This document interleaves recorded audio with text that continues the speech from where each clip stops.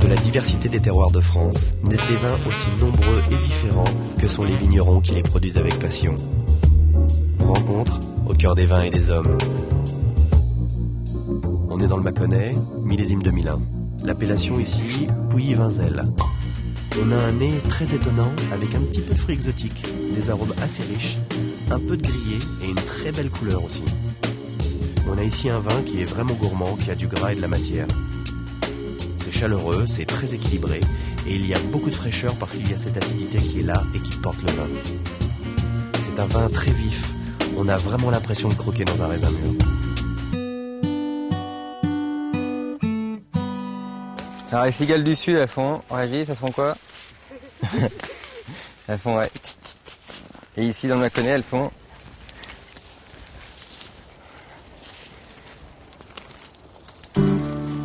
Là, ça fait partie de la zone où on fait une cuvée qu'on appelle les cuvées mirandais. Si, c'est naturel, c'est...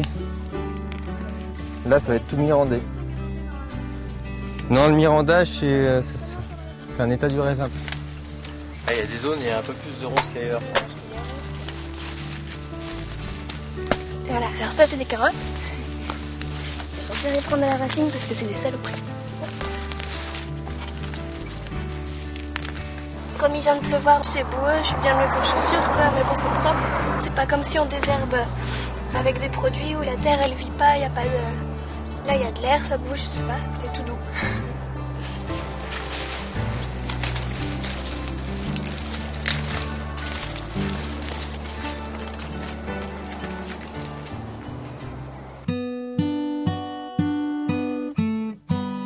Je m'appelle Jean-Guillaume Brett. Et donc je travaille sur le domaine depuis l'an 2000 avec Jean-Philippe qui est mon frère. J'ai 32 ans et j'ai repris avec Jean-Guillaume, mon frère, il y a 6 ans, la Souffrandière qui est un petit domaine dans Pouilly-Vinzel où on a 4 hectares et demi en appellation Pouilly-Vinzel dans le sud du Mâconnais. Et en 2001, nous avons créé Brett Brothers qui est notre activité négoce. Mon grand-père ainsi que mon papa ont acheté quelques blocs de vignes, mais dans la famille, personne avant Jean-Philippe et moi-même ne faisait ni les vignes ni le vin. Donc pour nous, en 2000, c'était vraiment une création. On avait la chance d'avoir les vignes, mais il n'y avait ni matériel de vigne, ni de cave. Donc il a fallu tout construire finalement de A à Z, ainsi que tout le réseau commercial. Alors déjà d'un point de vue historique, moi, mes grands-parents maternels sont de Vinzel, ma grand-mère paternelle était elle aussi de Vinzel. Donc je dirais que j'ai presque 3/4 du sang qui coule dans les veines qui est de Vinzel. Donc c'est-à-dire lorsqu'on était petit, on se projetait déjà en étant adulte ou grande personne, comme on disait quand on était petit, habitant sur Vinzel. Voilà, donc c'est vraiment un très vieux rêve qui s'est concrétisé et qu'on vit à fond, quoi. Les 3 premières années, ça a été des journées au minimum de 10 heures de travail. Tous les week-ends y sont passés. Et puis les 2 premières années, on n'a pris aucune journée de vacances. Et puis sur le point de vue financier, on s'est dit pendant 3 ans, pour que ça puisse marcher, on ne se rémunère pas.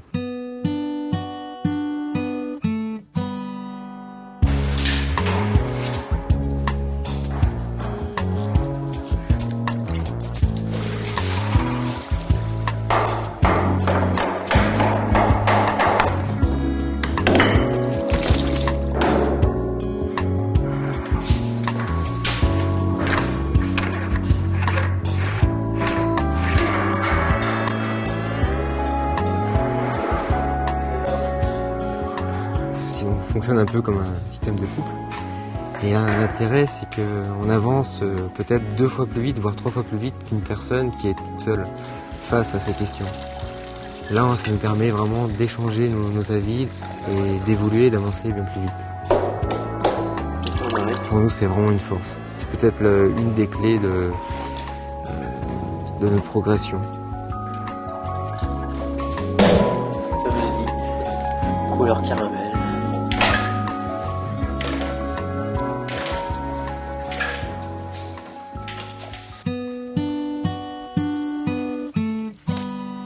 On essaie de travailler en équipe plutôt jeune, c'est-à-dire que ce soit pour les vendanges ou même les travaux de la vigne, il y a une certaine dynamique, il y a une certaine entente, certainement de génération. Et sinon, Régis est batteur. Sa vie, il fait beaucoup de musique. Alors, il aime bien la vigne, mais il aime bien la musique aussi. Et Cali, la baroudeuse. Au moment où on travaille à deux, se trouver tout seul sur ce type de travaux, c'est quand même assez pesant, c'est assez pénible. Il y a quand même 50 000 petits bébés à s'occuper, donc c'est un gros travail. Ouais. On fait tout à la main, c'est-à-dire les bourgeonnages, le cisaillage aussi. Le cisaillage, c'est quand même un gros travail, et ça on le fait à la main, de façon à ne pas tasser les sols. Enfin, tous ces travaux qui sont faits à la main permettent de préserver le sol en fait, et la vie organique dans les sols. C'est ça aussi qui est intéressant sur le domaine. Chaque jour est vraiment différent, quoi. Et c'est ça que je trouve intéressant et qui me manquait par rapport à l'usine, quoi. Puis, chaque pied c'est personnalisé, c'est-à-dire que tu vas lui amener un truc différent, quoi. Tu vas jamais gérer les trucs de la même manière. Là, on a un côté humain qui n'existe pas forcément à l'usine. Ça, c'est sûr et certain. Ouais. On a peut-être le même feeling, la même approche peut-être sur la nature. Ah, moi, je bosse que 2 mois, mais j'ai vachement envie de faire bien, quoi. Et c'est vrai qu'on a l'impression parfois de faire plus qu'un avec la vigne. C'est vrai ? C'est beau. Oui. Ce qu'on recherche, c'est qu'à chaque fois, dans chaque vin, on trouve vraiment l'atypicité du vin.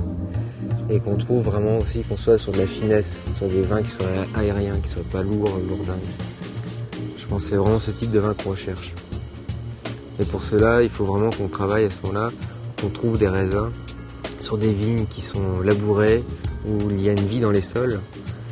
Et pour parler de vin de terroir, on ne peut pas travailler autrement que finalement en culture biologique. Au niveau des vinifications et de l'élevage sur les vins, finalement, on intervient vraiment très peu. C'est-à-dire, on ne levure jamais les vins.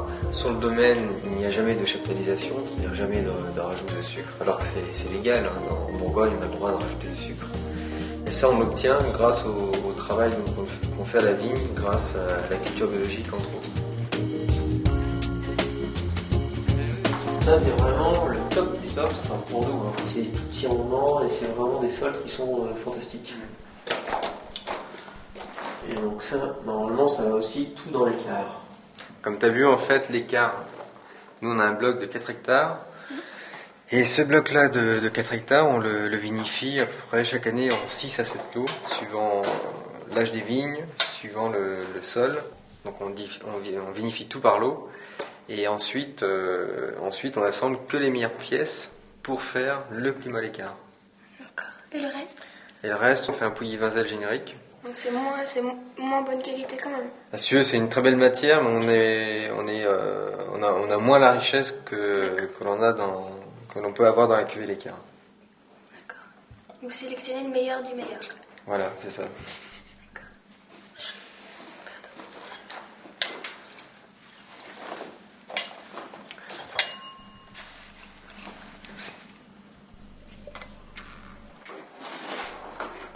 Ah, j'ai avalé un. Première gorgée. Ouais. Oh non, je peux pas cracher. Hein. Alors on va Si. goûter les 85 tonneaux quand même, donc il faudra peut-être mieux cracher. Comme tu veux. Hein. Alors, on peut goûter maintenant un Pouilly-Locher, la Collonge, le vin de Marcel. Ah, donc ça, c'est du négoce.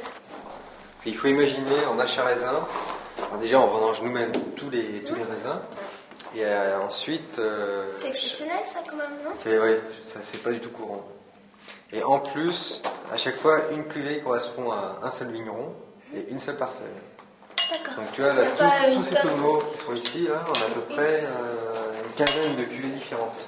On fait des sélections très précises au niveau des appellations et au niveau des climats. Donc les climats, c'est les lieux dits dans les appellations.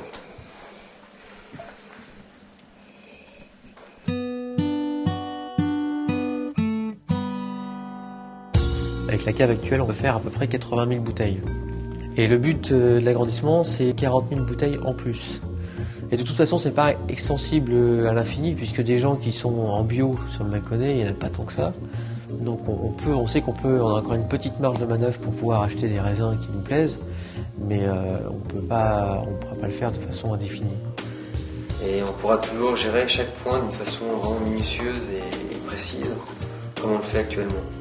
Parce que finalement, pour arriver à faire du vin comme on le souhaite, c'est vraiment une succession de petits détails qui font qu'on arrive à ce résultat-là.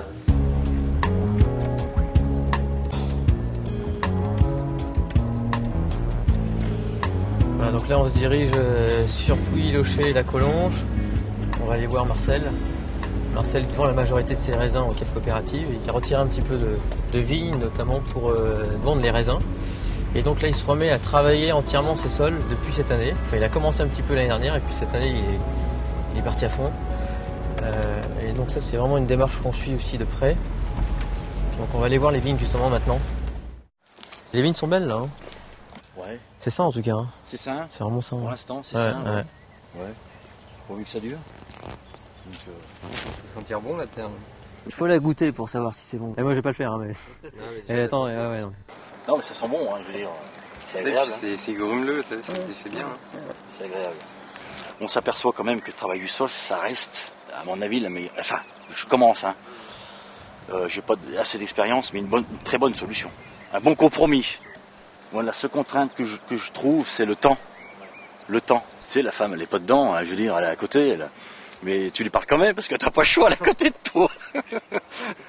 Et puis, tu lui dis, mais dis donc, j'ai vachement du souci parce que là, il y a du travail à foison. Et puis, peut-être que samedi, je vais y aller. Peut-être que dimanche matin, je vais y aller.